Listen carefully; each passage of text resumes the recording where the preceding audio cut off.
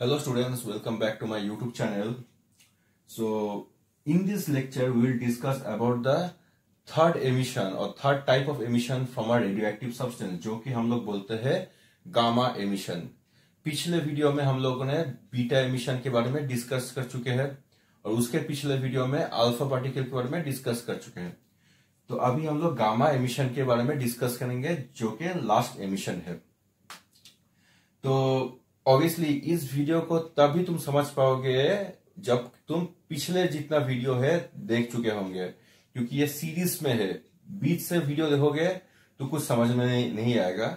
पिछला वीडियो देखने की कोशिश करो, फिर ये चीजें पूरा कॉन्सेप्ट टू कॉन्सेप्ट समझ में आएगा तुमको। तो गामा एमिशन के बारे में समझते हैं।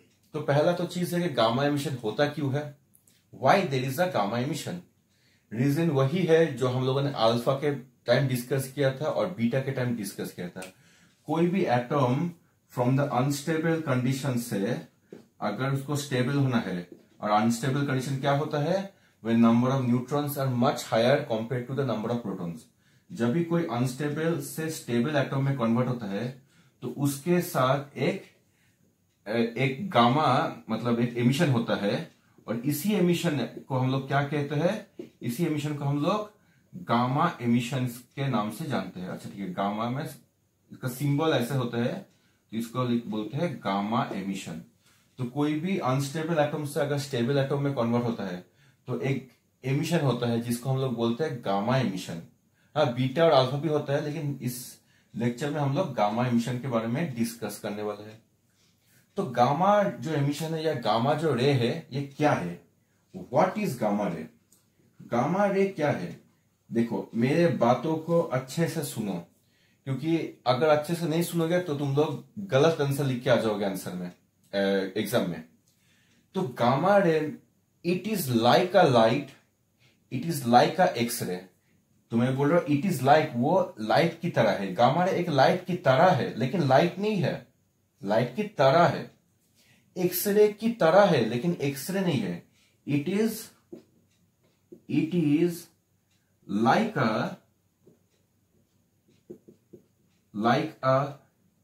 it is like a light और एक्सरे। ये लाइट और एक्सरे की तरह है, लेकिन एक्सरे और लाइट नहीं है। क्यों हम लोग बोलते हैं it is like a light और एक्सरे, क्योंकि ये लाइट बोलो या एक्सरे बोलो या गामा रे बोलो, सभी के सभी इलेक्ट्रोमैग्नेटिक रेज है। It is like a light or X-ray because it is an electromagnetic it is like a electromagnetic ray। ठीक है, हम लोग उसकी तरह क्यों है, because it is like a electromagnetic रे। जैसे कि लाइट भी है इलेक्ट्रोमैग्नेटिक, एक्सरे भी है इलेक्ट्रोमैग्नेटिक, तो गामा भी है इलेक्ट्रोमैग्नेटिक, इसलिए हम लोग उसकी तरह ही बोलते हैं। लेकिन क्वेश्चन यह आता है why it is not like a X ray और लाइट रे। इसकी आंसर है बिकॉज ऑफ द वेवलेंथ। अगर तुम स्पेक्ट्रम चैप्टर पढ़े होंगे तो वहां पर सबका वेवलेंथ दिया है। तो गामा रेस के बारे में क्या वेवलेंथ बुक में दिया है, it is less than 0.01 nanometre. Nanometre क्या होता है, नैनोमीटर होता है 1 नैनोमीटर होता है 10⁻⁻9 मीटर, ये होता है 1 नैनोमीटर। तो गामा रे होता है, हम लोगों ने स्पेक्ट्रम चैप्टर पढ़ चुके थे, it is lesser than 0.01 nanometre. X ray का अगर तुम वहां पर देखोगे it is from 0.01 nanometre to near about 10 nanometre. तो इसका एक्सरे का रेंज ये है, वेवलेंथ का रेंज।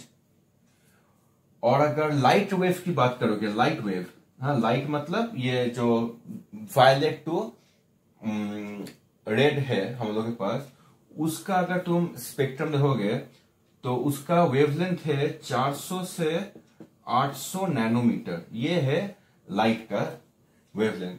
तो देखो गामा रेस का जो वेवलेंथ है एक्सरे और लाइट से अलग है, इसलिए मैं बोल रहा हूं कि गामा रे एक्सरे और लाइट नहीं है। एक्चुअली गामा रे का अगर देखोगे ना तो गामा रे का एक्चुअली वेवलेंथ है नियर अबाउट 0.0001 नैनोमीटर, और हम लोग इसको 10⁻⁻⁴ नैनोमीटर भी बोलते हैं। I think you know how to convert from this decimal to this exponential form, ये मैथ्स में तुम लोगों को सिखाया जाता है। तो गामा रे का एक्चुअली में वेवलेंथ है नियर अबाउट दिस 10⁻⁴ नैनोमीटर। तो देखोगे तो गामा रे का वेवलेंथ एक्सरे और लाइट से अलग है, इसलिए मैं बोल रहा हूं कि गामा रे एक्सरे और लाइट की से अलग है, वो अलग रे है, हाँ, लेकिन उसके तरह है क्योंकि वो इलेक्ट्रोमैग्नेटिक है। तो that is why gamma ray is like a light ray और X-ray because it is electromagnetic, but it is not X-ray and it is not light waves because gamma क्या है, gamma has a different wavelength. तो gamma का wavelength दोनों से अलग है, तो इसलिए गामा रे एक्सरे और लाइट वेव नहीं है, लेकिन उसके तरह है, it is like the other two rays. Okay, चलो अभी we will discuss the 3 properties of the gamma ray. One is speed, second is penetration power and third is ionisation power. ये तीनों एक दूसरे से रिलेटेड है, तो इसलिए अगर एक साथ डिस्कस करेंगे तो समझ में तुमको ज्यादा अच्छा आएगा। अगर स्पीड की बात करें तो अल्फा रे का सॉरी गामा रे का स्पीड कितना होता है? अभी थोड़ी देर पहले हम लोगों ने क्या डिस्कस किया, gamma ray is like a electromagnetic wave, जैसे कि लाइट वेव्स है। तो कोई भी इलेक्ट्रोमैग्नेटिक अगर वेव है तो उसका स्पीड कितना होता है? उसका स्पीड लाइट के बराबर होता है। तो क्योंकि गामा रे एक इलेक्ट्रोमैग्नेटिक वेव है, तो speed of the gamma ray will be 3 × 10⁸ metre per second. इतना स्पीड हो जाएगा, 3 × 10⁸ मीटर पर सेकेंड। ओके, चलो, ये तो रहा स्पीड ऑफ द गामा रे। बीटा का स्पीड कितना होता है? बीटा का speed near about 2.5 × 10⁸ metre per second होता है, और अल्फा का स्पीड कितना होता है? Near about 10⁷ metre per second होता है। तो ये तीन चीजें हम लोगों ने पहले पढ़ा है। ये है गामा का, ये है बीटा का, और ये है अल्फा का। ठीक है, अभी देखो स्पीड तो समझ में आ गया। अभी आते हैं पेनिट्रेशन पावर पे। ये जो पेनिट्रेशन पावर है ये स्पीड के ऊपर ही है। पेनिट्रेशन पावर तो जाहिर सी बात है कि जिसका ज्यादा स्पीड होगा उसका पेनिट्रेशन पावर ज्यादा होगा। तो सबसे ज्यादा स्पीड किसका है? गामा का है। तो गामा का पेनिट्रेशन पावर सबसे हाईएस्ट है कंपेयर टू अल्फा और बीटा। तो अगर मैं अल्फा के कंपैरिजन में करूं तो इसका मैं बोल सकता हूं गामा रे का पेनिट्रेशन पावर है 10,000 टाइम्स ऑफ अल्फा है। अगर अल्फा का मान लो x है तो गामा का कितना होगा? 10,000x। अगर मैंने अल्फा को मान लिया कि अल्फा का पेनिट्रेशन पावर x है तो गामा का कितना हो जाएगा? 10,000x है। इतना ज्यादा है पेनिट्रेशन पावर, 10,000 गुण ज्यादा है। अगर मैंने बीटा से के साथ कंपेयर किया बीटा का, तो बीटा का अगर पेनिट्रेशन पावर x है तो गामा का कितना हो जाएगा? गामा का हो जाएगा 100x। ठीक है, 100 गुना ज्यादा है बीटा से। तो ये दोनों समझ में आ गया। लेकिन अगर देखा जाए तो एयर में गामा रे कितना दूर जाएगा, कितना दूर अगर मैं यहां से शुरू करूं तो कितना आगे जा सकता है गामा रे? तो gamma ray travels 500 metre in air. तो गामा रे एयर में 500 मीटर जा सकता है। बीटा रे कितना जा सकता है? बीटा रे जा सकता है only, this is for gamma. Beta रे कितना जाता है? बीटा रे हम लोगों ने पढ़ा था इट इज ओनली 5 मीटर। और अगर अल्फा रे की बात किया जाए तो कितना जाता है? 3 to 8 सेंटीमीटर। तो ये तीनों चीज हम लोगों ने पढ़ा था। तो penetration power of the gamma is highest, 10,000 times alpha रे के तुलना में, कंपैरिजन में 10,000 टाइम्स ज्यादा है। तो देखो सिर्फ अल्फा जाता है 3 to 8 सेंटीमीटर और गामा चल जाता है 500 मीटर।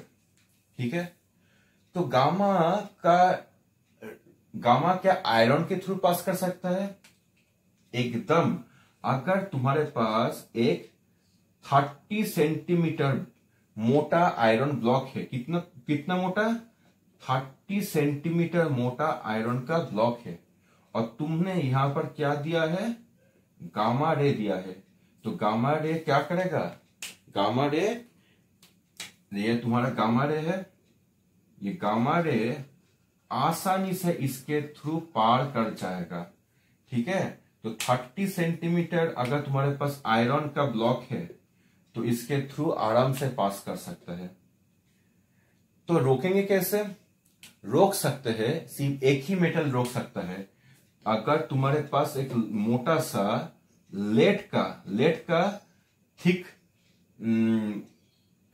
मेटल है, लेड का थिक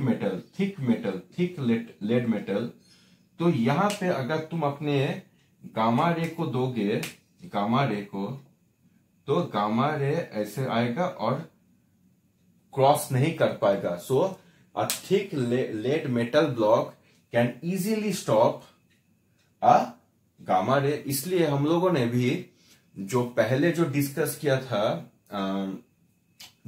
किया था कि always a radioactive substance is kept near inside a thick lead box. तो क्यों लेड बॉक्स से हम लोग रखते हैं? क्योंकि लेड बॉक्स के थ्रू अल्फा हो या बीटा हो या गामा हो, कोई भी क्रॉस नहीं कर सकता, only through a lead block. तो पेनिट्रेशन पावर के बारे में हम लोगों ने जान लिया। क्या जाना? कि अल्फा के तुलना में पेनिट्रेटिंग पावर गामा का 10,000 गुना ज्यादा है, बीटा के कंपैरिजन में गामा का 100 गुना ज्यादा है। ठीक है, अगर मैं एयर में जाऊं तो गामा रे कितना जा सकते हैं? 500 मीटर जा सकता है, जो कि बीटा से 5 मीटर और अल्फा से 3 to 8 सेंटीमीटर। तो ये हो गया पेनिट्रेशन पावर। अब आते हैं आयोनाइजेशन पावर पे।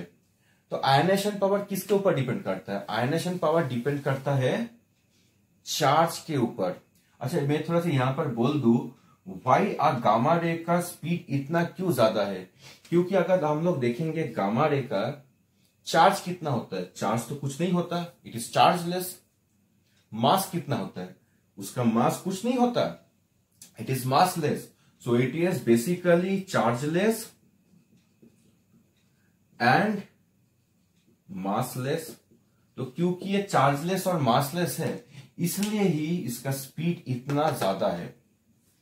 तो अगर आयनाइजेशन पावर की बात करें तो आयनाइजेशन पावर किसके ऊपर डिपेंड करता है? उसके चार्ज के ऊपर, जो कि हम लोगों ने अल्फा एमिशन के जो लेक्चर में हम लोगों ने अच्छे से डिस्कस किया था कि ionisation power only depends on the charge. अगर किसी के पास चार्ज ज्यादा है, जैसे अल्फा पार्टिकल के पास, उसके पास 2 प्रोटॉन का चार्ज था, इसलिए जब एयर के थ्रू जाता था तो एयर को भी चार्ज कर देता था, आजू बाजू के एयर को भी। इन द सेम वे अगर तुम देखोगे तो गामा के पास तो चार्ज ही नहीं है, तो चार्ज नहीं है तो क्या वो आयनाइज कर पाएगा? वो आयनाइज नहीं कर पाएगा।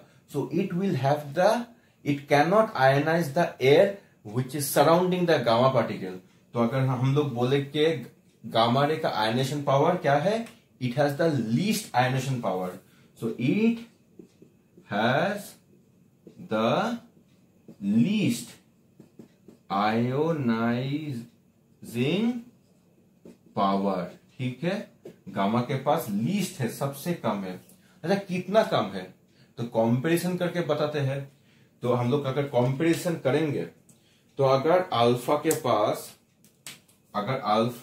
और गामा का कंपैरिजन किया, तो अगर अल्फा के पास आयनाइजेशन पावर है x, तो गामा के पास कितना होगा? x/10,000 होगा। ठीक है, अगर मैंने बीटा के साथ कंपेयर किया, बीटा के साथ, ठीक है, तो बीटा एंड गामा के साथ कंपेयर किया, तो बीटा का अगर आयनाइजेशन पावर है x, तो गामा का कितना होगा? x/100। अगर तुम ध्यान से देखोगे तो पेनिट्रेशन पावर और आयनाइजेशन पावर जस्ट इनवर्स है। देखो, बीटा x टाइम कर सकता है पेनिट्रेशन, तो गामा कितना करेगा? 100 टाइम्स। लेकिन अगर आयनाइजेशन पावर की बात करें तो बीटा अगर x कर सकता है तो गामा कितना करेगा? x/100, 100 गुना कम, और पेनिट्रेशन पावर 100 गुना ज्यादा। अगर हम इन दोनों को कंपेयर करें, अल्फा और गामा को, तो अल्फा पेनिट्रेशन पावर कितना करता है? x, तो गामा कितना कर सकता है? 10,000 टाइम्स ऑफ एक्स, 10,000 गुना ज्यादा, 10,000 टाइम्स ऑफ अल्फा। अगर यहां पे बात करें आयनेशन पावर पे, तो अगर अल्फा कर सकता है एक्स, तो गामा कितना करेगा? गामा करेगा 10,000 टाइम्स लेस, एक्स बाई 10,000, तो 10,000 टाइम्स कम करेगा पेनिट्रेशन।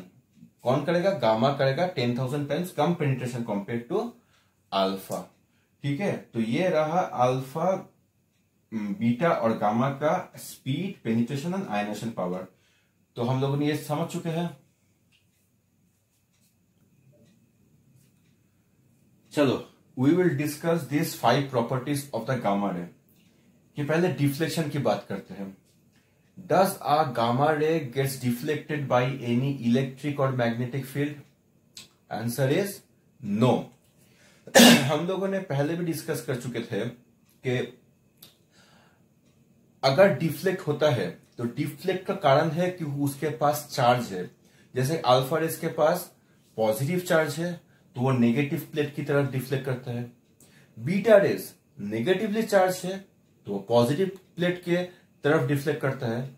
लेकिन गामा रेस तो भाई साहब चार्ज ही नहीं है, तो गामा रेस के पास चार्ज नहीं है।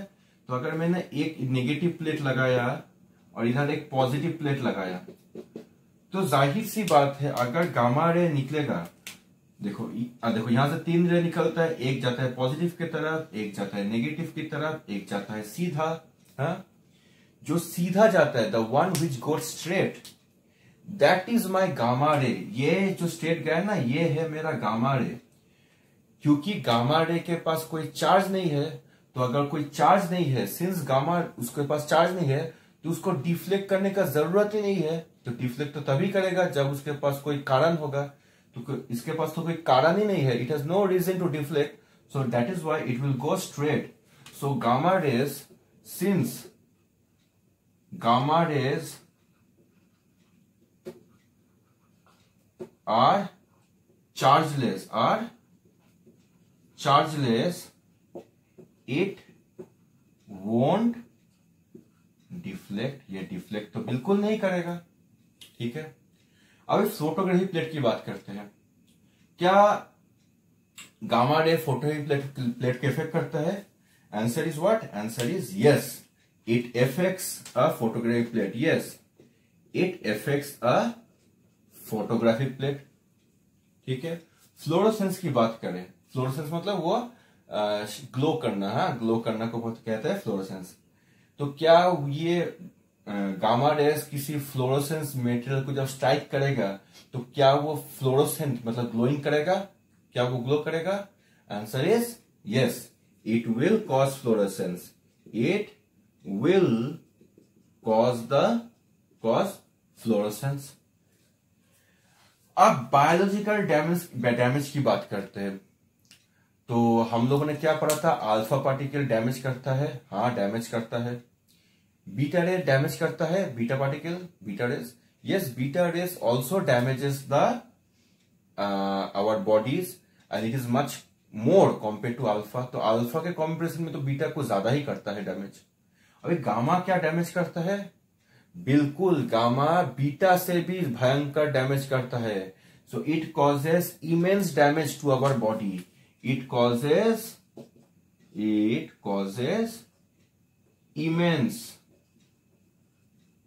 Damage to our body. इसके बारे में हम लोगों बाद में डिस्कस करेंगे कि कितना डैमेज कर सकता है ये बीटा रे या गामा रे, कितना डैमेज कर सकता है हम लोग बाद में डिस्कस करेंगे। क्योंकि जब हम लोग पढ़ेंगे useful and the precautions and all this thing, तो वहां पर हम लोग इसके डैमेज को एक अच्छे से डिस्कस करेंगे। बस अभी के लिए जान लो कि ये बीटा रे, gamma rays causes the most damage compared to the other two। Alpha रे और बीटा रे के कंपैरिजन में गामा रे का डैमेज बहुत ज्यादा है। अब यूजफुल की बात करें, क्या गामा रे डैमेज तो करता है, क्या वो यूजफुल भी है? हाँ, it is useful. It is used to treat cancer. It is used to treat cancer for the treatment of cancer. I can say gamma rays are used. तो ये 5 पॉइंट तुम लोगों को जान लेना चाहिए। अब लास्ट पॉइंट एक डिस्कस करेंगे, वो थोड़ा सा जान लो, नॉलेज रहना बहुत जरूरी है। लास्ट पॉइंट,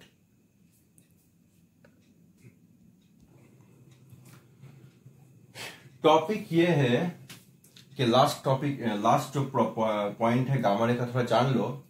एक्सरे और जो गामा रे है हम लोग के पास, एक्सरे और जो गामा रे है हम लोग के पास, ये सिमिलर भी है और ये डिफरेंट भी है। It is similar as well as it is different. तो सिमिलर क्यों है और डिफरेंट क्यों है जानते हैं। तो सिमिलर तो इसलिए है, इट इज सिमिलर क्यों है it is similar, because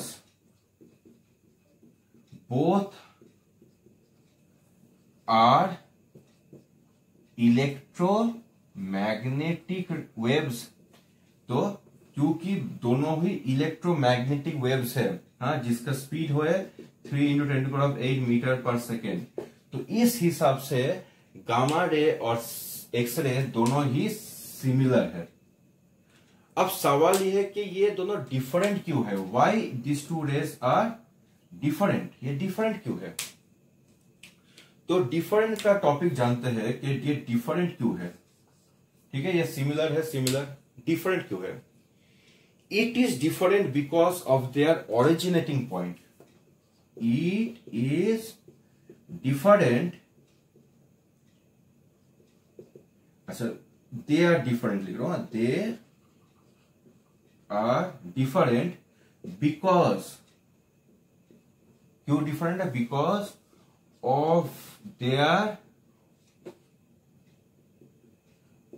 origin. So it is different, क्यों डिफरेंट है, बिकॉज ऑफ देयर ऑरिजिन। तो ऑरिजिन मतलब क्या, कहां से शुरुआत होता है। तो गामा रे कहां से शुरुआत होता है, गामा रे, ये मान लो एटम है, ये न्यूक्लियस है, दिस इज द न्यूक्लियस, ठीक है, ये है न्यूक्लियस। तो गामा रे ऑरिजिनेट कहां से करता है, gamma ray originates from the nucleus. ये रहा तुम्हारा गामा रे जो कि न्यूक्लियस से निकल के आता है। तो एक्सरे कैसे आता है, एक्सरे का ऑरिजिन क्यों है, तो देख लो, ये मान लो तुम्हारा न्यूक्लियस है and these are the orbitals.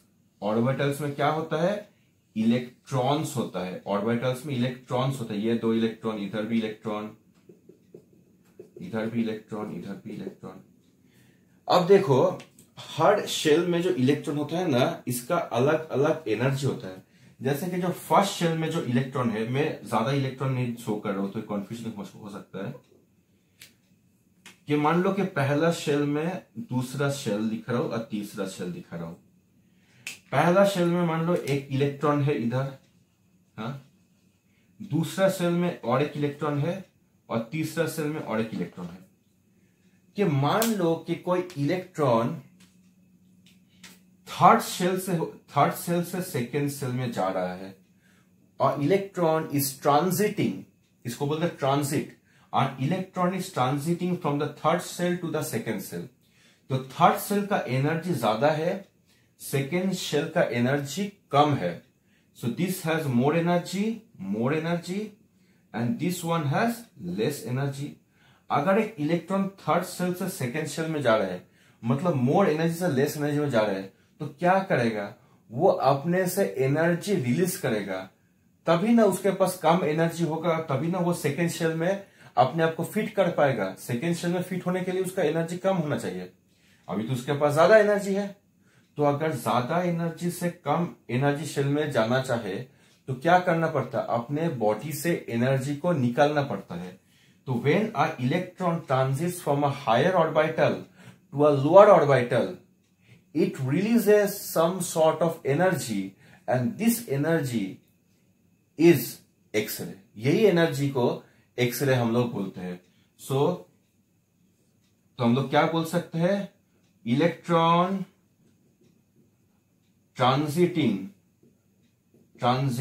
Electron transits कहां से, from one shell to another, ऐसा लिख रहे हो, from one shell to another, ऐसे होना चाहिए, कि from a higher shell to a lower orbital shell, तो लिख रहा हूं कि इलेक्ट्रॉन ट्रांजिट करे एक सेल से दूसरा सेल, गिव्स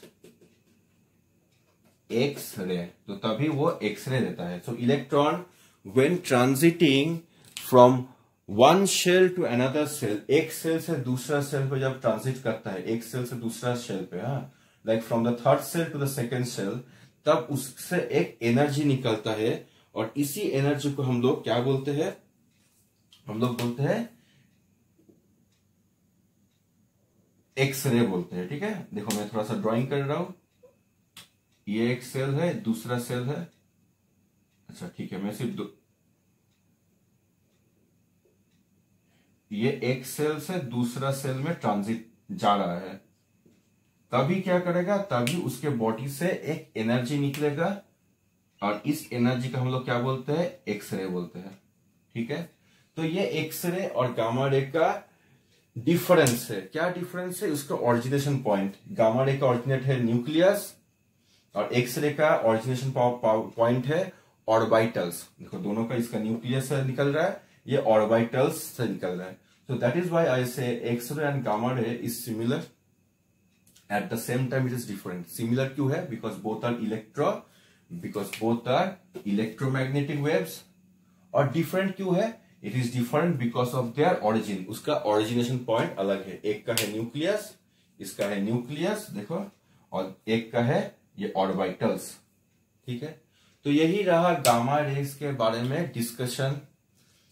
अगले वीडियो में हम लोग क्या करेंगे, वी विल नेक्स्ट वीडियो बहुत ही इंपॉर्टेंट होने वाला है. Next video is going to be very important from your exam point of view, because in the next video we will discuss about the numericals that comes from this chapter. Alpha beta gamma से जितना numericals अच्छा है सब करेंगे, सब discuss करेंगे, सब बढ़िया से करेंगे. लेकिन वीडियो को अंत तक देखना बहुत ही जरूरी है. So keep watching my videos, and I hope you understood whatever I taught you. If you have any doubts, comment section is open. You can always ask any doubt related to this topic. Okay, I will be very happy to help you. So anyways, take care, bye, good night, see you in the next video.